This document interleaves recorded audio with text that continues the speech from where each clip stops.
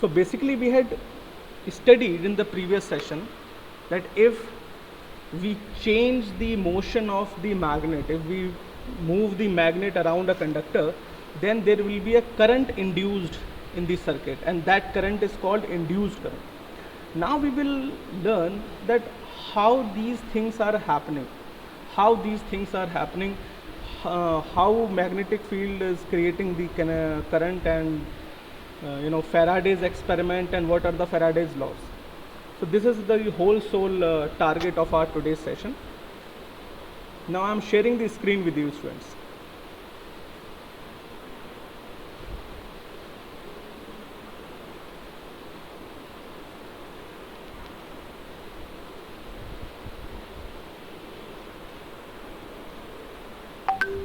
Okay. Now, as we had already discussed, that if we have a kind of bar magnet, and here is N and S, so the magnetic fields are coming out from the north pole and entering in the south. Okay, this type of magnetic field we have. We had discussed this topic. Now, if we have any current carrying coil and it is connected with the galvanometer, and when you move the magnet, when you bring the magnet near the coil, or you can take the magnet away from the coil, अगर आप magnet को coil के पास लाएं या दूर ले जाएं, तो आप ये नोटिस करेंगे कि ये जो मैग्नेटिक फील्ड लाइंस हैं, ये जो मैग्नेटिक फील्ड लाइंस कॉइल में एंटर करेंगी और बाहर आएंगी. मींस लगातार जो मैग्नेटिक फील्ड लाइंस हैं, उनकी कॉइल में से होकर गुजरने की जो नंबर्स हैं, उसमें लगातार चेंज आएगा. And I had told you yesterday that the number of magnetic field lines passing through any area is called magnetic flux.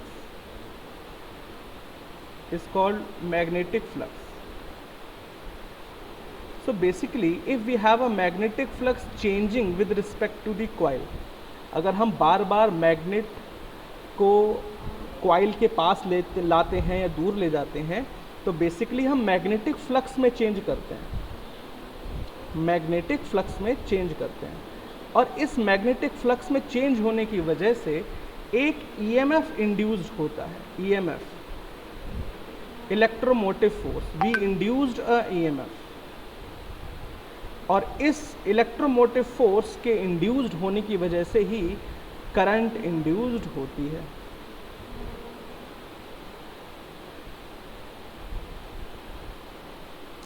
फिर से समझ लीजिए एक बार, फिर से हम इसको समझ सकते हैं कि अगर हमारे पास मान लीजिए कोई कॉइल है, if we have a coil of 10 turns और 12 और 100 टर्न्स, कोई सी भी कॉइल है हमारे पास जो कि किसी गैल्वेनोमीटर से जुड़ी हुई है, और जब हम बार मैग्नेट को किसी भी कॉइल के पास लाएं या दूर ले जाएं, तो बार मैग्नेट से निकलने वाली जो मैग्नेटिक फील्ड लाइंस हैं, उनकी संख्या में भी कमी आएगी, जो कि कॉइल में से होकर गुजरेंगी.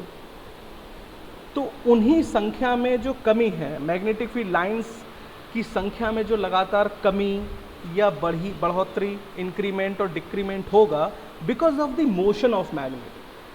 तो उस चीज़ को, उस फिजिकल क्वांटिटी को ही हम मैग्नेटिक फ्लक्स कहते हैं. ये हम लोग कल पढ़ा था, है ना. हम लोगों ने कल ही पढ़ा था that if suppose we have a kind of area and magnetic field lines passing through it, तो magnetic field lines, number of magnetic field lines passing through any area is called magnetic flux. तो अगर ये magnetic field lines B है, ये area vector A है, तो magnetic flux की value होती थी B dot A, that is B A cos theta. तो बिल्कुल वैसे ही जो मैग्नेटिक फील्ड लाइंस हैं, जो इस मैग्नेट की मैग्नेटिक फील्ड लाइंस हैं, बार बार मैग्नेट को अगर आप कॉइल के आसपास लाओगे या पास लाओगे, दूर ले जाओगे, तो ये कॉइल्स में से ये फ्लक्स, ये लाइंस पास होंगी. कभी इनकी संख्या बढ़ेगी, कभी इनकी संख्या घटेगी। एंड बेसिकली उस वजह से मैग्नेटिक फ्लक्स में लगातार चेंज होगा।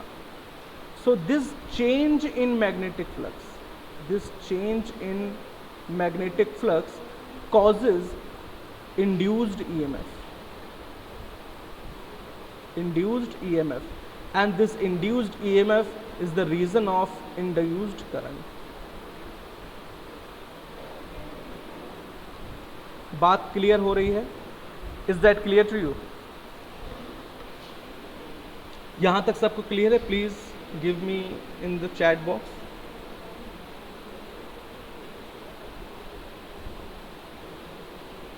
Please give me CC in the chat box so that I can move further. Okay. Only Chirag and Laksh. अगर पूछिए बेटा किसी को कोई confusion है, then you can ask. Okay.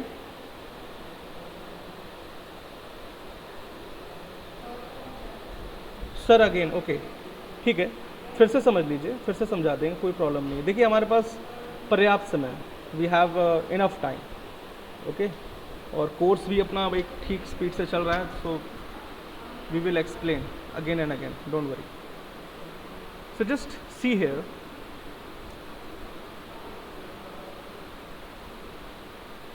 suppose you have a coil, suppose you have a coil,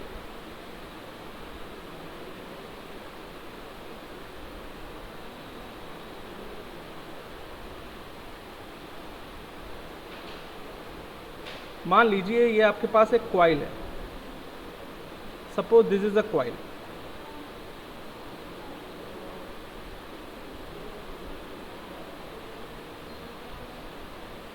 suppose this is a coil and you bring a magnet, a bar magnet in and out,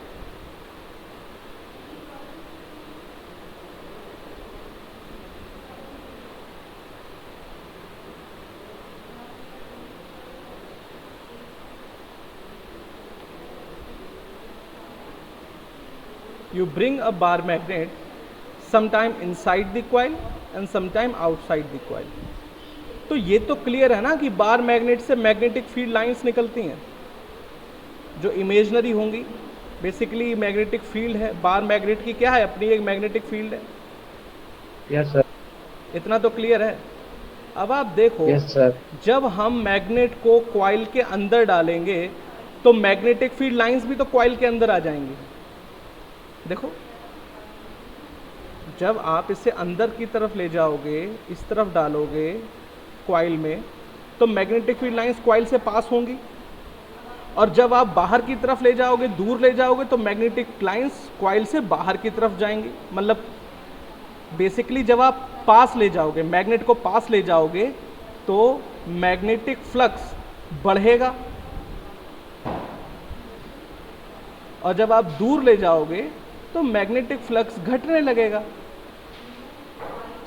क्योंकि magnetic flux का मतलब क्या है? Magnetic flux का मतलब है number of electric field lines passing through any area. तो भैया ये एरिया नहीं है तो क्या है? ये कॉइल का एरिया ही तो है। अब बात कुछ क्लियर हुई है? ये जो मैं शेड दे रहा हूं वो एरिया नहीं है और क्या है? Yes sir. तो बेसिकली जब हम मैग्नेट को किसी भी कंडक्टर कॉइल के पास ले जाते हैं तो मैग्नेटिक फ्लक्स बढ़ने लगता है, जब दूर ले जाते हैं तो मैग्नेटिक फ्लक्स घटने लगता है। तो चाहे बढ़े या घटे, चेंज इंपॉर्टेंट है। क्या इंपॉर्टेंट है? चेंज।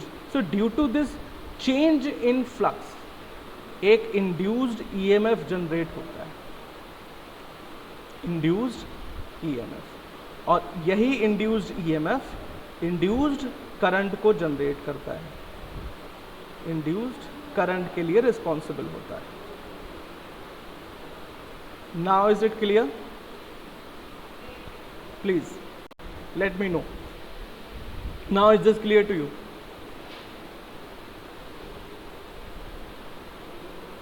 ठीक है, विराज के अलावा सबको समझ में आ गया है?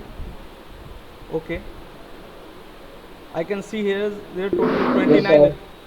Okay, Akshat, okay, Mahi, Mohammad Ayan, Yasin, please tell me if everything is clear. Okay, now आप थोड़ा इसको दूसरे नज़रिए से देखें. अभी तो मान लो ये मैग्नेट थी और मैग्नेट को मूव करा रहे थे. अब अगर मैग्नेट को हम रेस्ट पे रख दें और किसी कॉइल को मूव कराएं तो भी तो वही इफेक्ट होगा भाई. मैग्नेटिक फील्ड लाइंस अभी भी होंगी.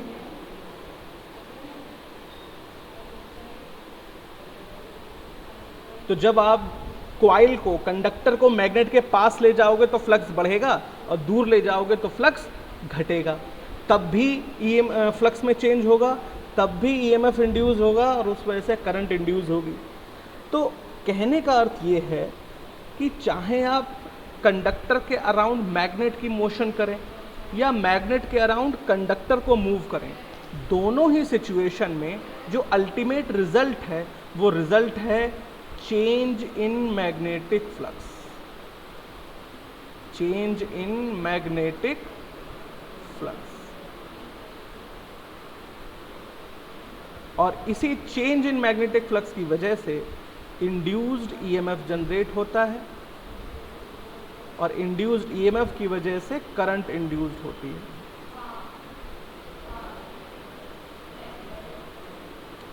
बात क्लियर है?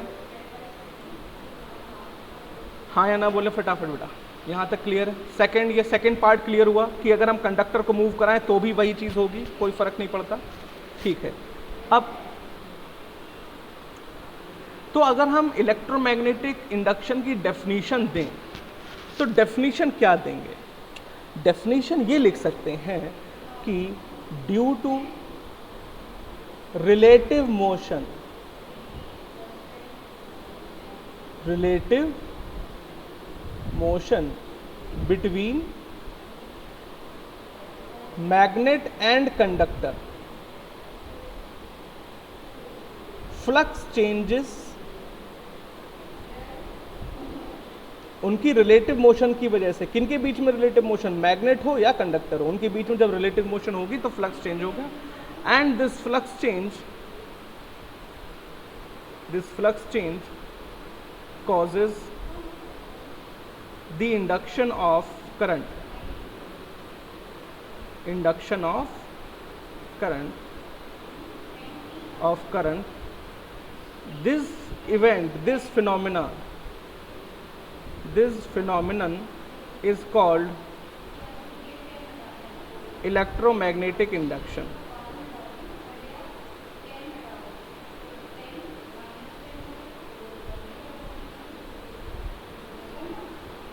ये हम डेफिनेशन इलेक्ट्रोमैग्नेटिक इंडक्शन की दे सकते हैं.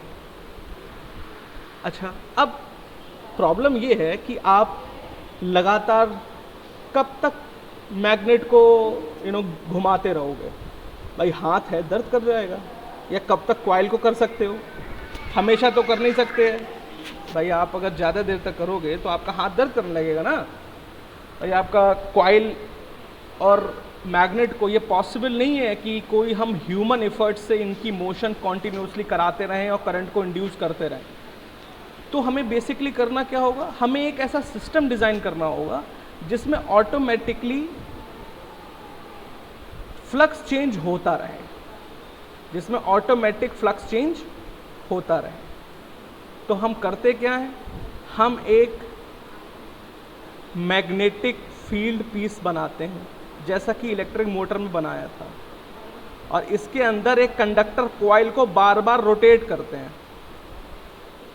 रोटेट करते हैं किसकी हेल्प से? केमिकल फ्यूल की हेल्प से. जो केमिकल फ्यूल को बर्न करते हैं, केमिकल फ्यूल थर्मल एनर्जी में कन्वर्ट होता है, उस वजह से हम इसको घुमाते हैं. और जब कॉइल लगातार घूमती है तो लगातार फ्लक्स में चेंज होता है और इसी वजह से करंट लगातार इंड्यूस होती रहती है. हमें आउटपुट पे करंट मिलती रहती है. कोई बता सकता है ये डिवाइस क्या कहलाएगी? जनरेटर. बिल्कुल सही, electrical generator. It is generator. So electromagnetic induction is the basic principle of electric generator. कि लगातार हम मैग्नेट पीस के बीच में, दो मैग्नेट पोल पीसेस के बीच में कॉइल को रोटेट करें, जिस वजह से लगातार फ्लक्स चेंज होता रहे, जिस वजह से लगातार ईएमएफ इंड्यूस होता रहे, जिस वजह से हमें इंड्यूस करंट मिलती रहे. So electromagnetic induction is the basic principle of electric generator. Is that clear to you? यहां तक क्लियर है बात? बताएं प्लीज बेटा फटाफट चैट में. ओके. नाउ अब इसमें देखो बहुत सी चीज़ें हैं जिनको थोड़ा आप अपना कॉमन सेंस से समझ सकते हो. भाई अभी हमने पढ़ा था कि अगर मैग्नेट को मूव करें कंडक्टर के अराउंड तो भी फ्लक्स चेंज, करंट के मैग्नेट के अराउंड कंडक्टर को मूव करें तो भी फ्लक्स चेंज, और अगर हम दोनों को मूव करें तो भी तो फ्लक्स चेंज होगा. भाई अगर हम मैग्नेट और कॉइल दोनों को ही मूव करें तो भी फ्लक्स चेंज होगा.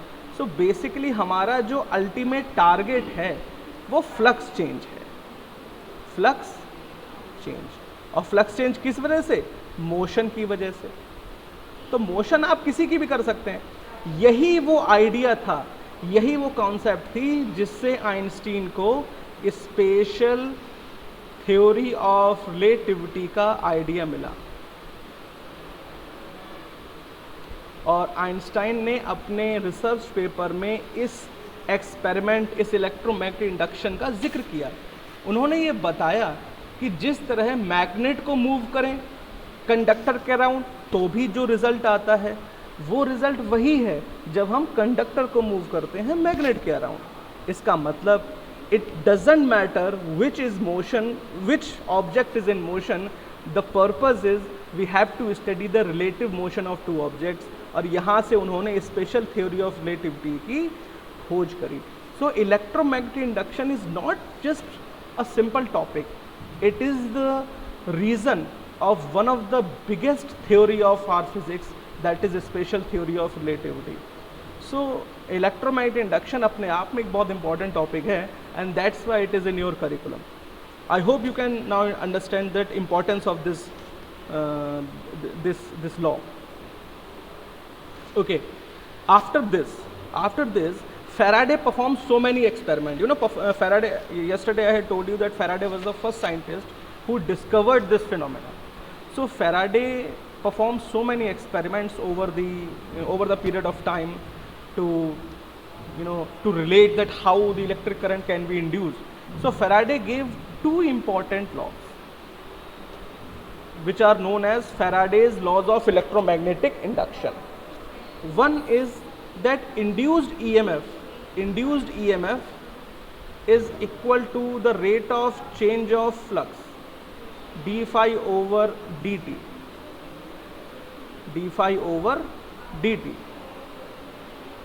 और we can say कि जो EMF है, इलेक्ट्रोमोटिव फोर्स है, वो बराबर होगा फ्लक्स चेंज के. फ्लक्स में आप जितना ज़्यादा चेंज करेंगे उतनी ही ज़्यादा EMF इंड्यूस होगा, और ये इसकी नेगेटिव रेट के इक्वल होगा. अगर किसी कॉइल में नंबर ऑफ टर्न्स n हो तो electromotive force minus n delta phi over delta T के इक्विवेलेंट होगा. This is the electromagnetic induction law of Faraday. Now you should seen here कि अगर हम नंबर्स इलेक्ट्रोमैग्नेटिक इंडक्शन को बढ़ाना चाहते हैं, अगर हम चाहते हैं कि हमारा इंड्यूस्ड ईएमएफ बहुत हाई वैल्यू बने, बहुत ज़्यादा करंट आप अगर बनाना चाहते हैं, तो आप नंबर ऑफ टर्न्स इंक्रीज कर सकते हैं. You can increase the number of turns. और इसीलिए आपने देखा होगा किसी भी इलेक्ट्रिकल जनरेटर में जो टर्न्स हैं, जो कॉपर वायरिंग होती है, कॉइलिंग होती है, वो मिलियंस में होती है. लाखों टर्न्स बनाए जाते हैं किसी भी इलेक्ट्रिकल जनरेटर को या छोटे से भी जनरेटर को तैयार करने में. So number of turns can increase the value of induced EMF, and that's why it can increase the value of electric current. So जो कल मैंने आपको एक वीडियो भेजी थी, एक वीडियो अपलोड करी थी चैनल पे, जिसमें 3 कॉइल ली गई हैं। एक कॉइल ली गई है जिसमें 1 टर्न है, एक कॉइल ली गई है जिसमें 10 टर्न्स हैं, और एक कॉइल ली गई है जिसमें 100 टर्न्स हैं, 100 टर्न्स हैं। तो आप देखिएगा उस वीडियो में कि जब हम मैग्नेट को इसके अराउंड मूव कराते हैं, तो जो सबसे ज़्यादा डिफ्लेक्शन है, सबसे ज़्यादा डिफ्लेक्शन 100 टर्न्स वाली में होता है। क्यों? क्योंकि इसमें नंबर ऑफ टर्न्स ज़्यादा है, तो ईएमएफ ज़्यादा है, तो करंट की वैल्यू ज़्यादा है। लेकिन इसमें सबसे कम, और इसमें होने वाला डिफ्लेक्शन आपको नेग्लिजिबल डिफ्लेक्शन होगा, आपको एक्चुअली दिखेगा भी नहीं। तो यही वजह है कि जब आप घर में इस टाइप के एक्सपेरिमेंट परफॉर्म करते हैं, तो आप 1-2 छल्लों का कॉपर वायर ले लेते हैं और उसमें मैग्नेट इधर उधर घुमाते हैं, आप कहते हैं अरे सर इसमें तो कुछ हो ही नहीं रहा, हमें तो पता ही नहीं चल रहा। So you have to increase the number of turns, okay, so that will be effective, that will show the effective deflection in your ammeter और गैल्वेनोमीटर। बात यहाँ तक सबको क्रिस्टली क्लियर समझ में आई है? प्लीज़ मुझे एक बार चैट में बता दें, कहीं कोई पोर्शन आपको दोबारा समझना हो मैं दोबारा एक्सप्लेन कर दूंगा, प्लीज़ टेल मी। ठीक है, ओके, गुड। तो एक बार हम फिर से शुरू से इलेक्ट्रोमैग्नेटिक इंडक्शन को एक सिंपल में समझ लें, सिंपल तरीके से समझ लें कि इलेक्ट्रोमैग्नेटिक इंडक्शन क्या है। रिलेटिव मोशन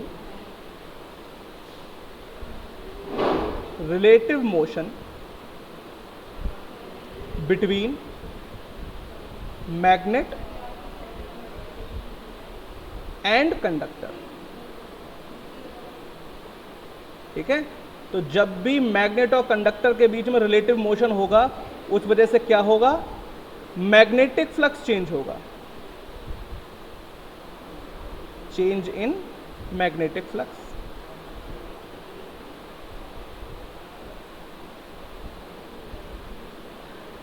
ये मैग्नेटिक फ्लक्स में चेंज क्या करेगा?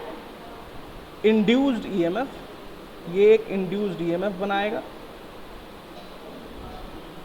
और इसी इंड्यूस्ड ईएमएफ की वजह से हमारी करंट इंड्यूस हो जाएगी।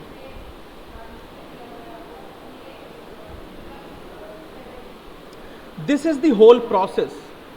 This is the whole process of electromagnetic induction.